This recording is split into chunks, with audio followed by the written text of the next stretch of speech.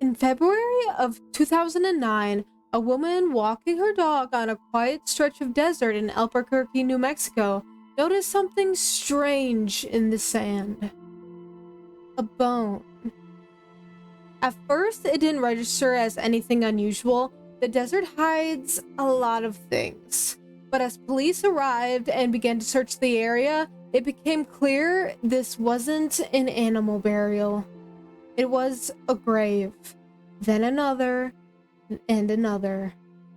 By the end of the excavation, investigators would uncover the remains of 11 women and one unborn child, buried just miles from a growing city in a place people drove past every single day. No suspect has ever been charged. This is the story of the West Mesa Bone Collector. West Mesa is a stretch of open desert on the western edge of Albuquerque. It's flat, quiet, and very exposed. For years, it sat undeveloped, a place where people dumped trash, rode ATVs, or simply disappeared into the landscape. Investigators later realized that it was also the perfect dumping ground. The women buried there vanished between 2003 and 2005.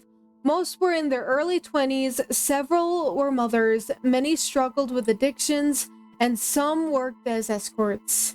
And almost all of them had one thing in common. When they went missing, no one came looking right away. So after the first bones were found, police sectioned off the area and began a full excavation. What they uncovered was horrifying. The remains were buried in shallow graves, spaced deliberately apart. There were no signs of haste, no indication that the killer was panicked or rushed. This wasn't a crime of impulse. It was methodical. By the time the dig ended, investigators confirmed 11 victims, plus one fetus.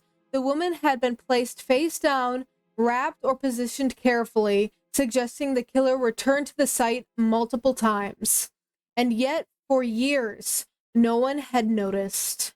The victims' names didn't dominate headlines the way other cases do. Many were listed as high risk due to them being ladies of the night or because of their substance use. Some were reported missing weeks or even months after they vanished. Families later said they felt ignored when they asked for help. Police departments were stretched thin. Missing persons cases involving marginalized women often didn't receive the same urgency. And in that gap, someone was hunting. The women were last seen in different parts of Albuquerque, suggesting the killer was mobile, confident, and familiar with the city.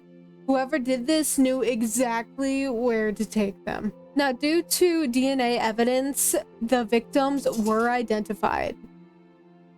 So the first victim was Jamie Barlia, who was 15 years old. She was last seen at a family gathering in April of 2004. Jamie and her cousin Evelyn Salazar, who is also a victim, had left the gathering and went to a park near San Mateo and Gibson SE. They were never seen again. Then there was Monica Candelaria, who was 22 years old. She went missing sometime between 2003 and 2005. Then there was Victoria Chavez, who was 26 years old and went missing in 2005. Then there was Virginia Colvin, who was 24 years old. She was reported missing in 2004, and investigators believe that she was killed sometimes between 2004 and 2005. Then we have Selania Edwards. She was 15 years old when last seen. Law enforcement authorities in Lawton, Oklahoma had classified her as an endangered runaway and reported her missing in 2003. In May of 2004, Edwards had been seen associating with ladies of the night on East Colfax Avenue in Aurora, Colorado. They believed that she was murdered between 2004 and 2005. Then there was Cinnamon Elks. She was 32 years old and was believed to be killed in 2004 or 2005. Then Doreen Marquise, she was 24 years old, believed to be murdered between 2004 and 2005. Then we have Julie Natio. She was 24 years old and believed to be murdered between 2004 and 2005. Then we have Veronica Romero, who was 28 years old. They believed to be murdered between 2004 and 2005. Then we have Evelyn Salazar, who was 27 years old. She was last seen at a family gathering in April of 2004. Evelyn and her cousin, Jamie Barlia, who is also a victim of this case, had left the gathering and went to a park near San Mateo and Gibson SE. They were never seen again. Then the last two victims, so in total there wasn't 11, there was 12 victims. So the last two victims was Michelle Valdez, who was 22 years old. Michelle was pregnant at the time of her death, and the skeletal remains of her unborn child were found buried with her, and they also believed she was murdered between 2004 and 2005.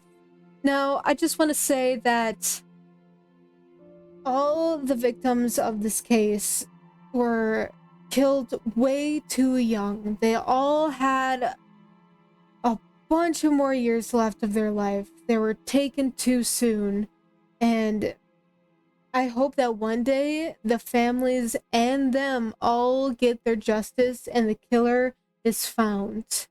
And I am covering this case because just because it's a cold case doesn't mean that these poor victims should be forgotten and left behind in history.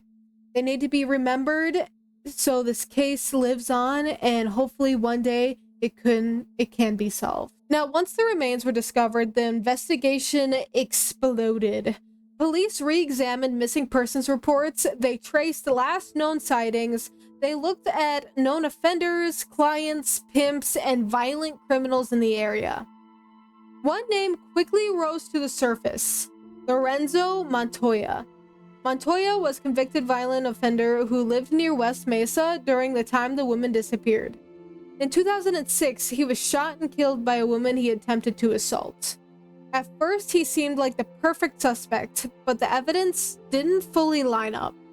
DNA testing failed to connect him to the remains. Some victims vanished after he was already under scrutiny, and investigators quietly admitted they could not definitively link him to the graves. Despite this, many believe Montoya became a convenient answer to an uncomfortable question: what if the real killer was still out there? Now, as years passed, momentum slowed. The desert was developed, evidence degraded, witnesses moved away or unfortunately passed, tips dried up, families accused law enforcement of giving up. Police insisted that they hadn't. But one truth became clear: this case didn't have the media pressure of other serial killer investigations. There were no dramatic arrests, no courtroom drama, no villain face plastered across screens. Just bones in the desert and unanswered questions. Some investigators believe the killer was a local who knew the terrain intimately. Others think the crimes were tied to sex trafficking networks, or that more than one person may have been involved. There is also the chilling possibility that there are more graves undiscovered, erased by construction and time. The spacing, the consistency, the lack of evidence left behind suggests that someone who felt untouchable. Someone who may have stopped not because they were caught, but because they chose to. Today, a memorial stands near West Mesa to honor the victims of the West Mesa Bone Collector. However, the West Mesa Bone Collector has never been named, never been charged, and may never be found. But the victims deserve to be remembered as more than statistics or forgotten cases. They were daughters, mothers, and friends. And someone, somewhere, knows exactly what happened to them. Now, if any of you watching know anything about the victims of this case, or anything to do to help to solve this cold case, I will be posting down below in the description where you can call or email any tips or anything you know about this case. And if you found this story important, share it. These cases only stay cold when people stop talking about them. And as always, stay curious and stay safe. I'll see you in the next one.